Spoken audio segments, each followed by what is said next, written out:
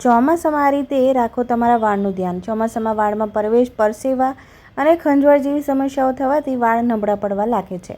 વાળ ખરવા જેવી સમસ્યાઓ વધી જતી હોય છે। તેના માટે કેટલીક વસ્તુઓનું ધ્યાન રાખવું જરૂરી છે।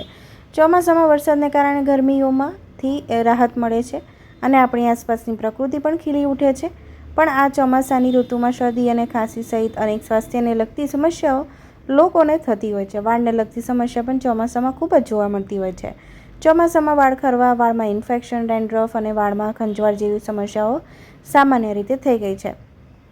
તેવામાં વાળની કાળજી રાખવી ખૂબ જરૂરી છે। સમય પહેલાં યોગ્ય પગલાં લેવામાં નહીં આવે તો આ સમસ્યા વધી જતી હોય છે। તેથી વાળને લગતી સમસ્યાઓથી બચવા માટે તમારે કેટલીક ટિપ્સ જાણવી જોઈએ અને તેને ફોલો પણ કરવી જોઈએ, જેનાથી વાળની સમસ્યાઓમાંથી રાહત મળે છે। હાથથી વાળની સંભાળ કરો। વરસાદમાં જો તમે કાંસકાથી વાળ ઓળશો તો તમારા વાળ વધારે નબળા થઈ જશે અને ખરવા પણ લાગશે। તમે વાળને હળવા હાથેથી ઓળી શકો છો। વાળ ધોયા પછી તરત કાંસકાથી તમારે વાળ ઓળવાના નથી, તેનાથી ફંગલ ઇન્ફેક્શન વધી શકે છે। વાળને ભીના ના છોડો। વરસાદમાં ખાસ કરીને મહિલાઓએ વાળ ભીના ન છોડવા જોઈએ।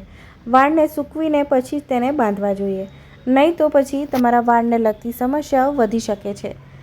માઇક્રોફાઇબર ટુવાલ। વાળ સૂકવવા માટે તમારે માઇક્રોફાઇબર ટુવાલનો ઉપયોગ કરવો જોઈએ। તેની મદદથી તમે વાળને સરળ રીતે, સારી રીતે અને ઝડપથી સૂકવી શકશો। Oil massage.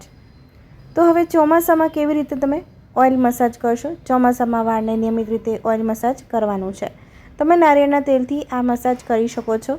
તેની મદદથી માથામાં લોહીનું પરિભ્રમણ વધશે અને વાળ ખરવા જેવી સમસ્યાઓથી પણ તમને છુટકારો મળી શકે છે અને તમારા વાળ ખરતા અટકી જશે।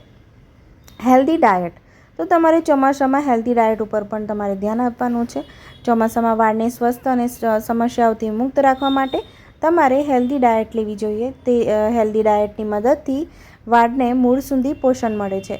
તમે પોષક તત્વોથી ભરપૂર શાકભાજી અને ફળનો આ હેલ્ધી ડાયટમાં સમાવેશ કરી શકો છો।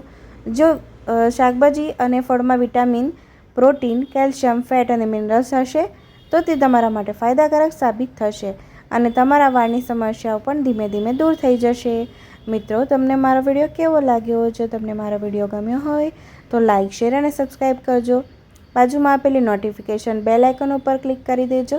મારો વિડીયો છેક સુધી જોવા બદલ તમારો ખૂબ ખૂબ આભાર। આવજો।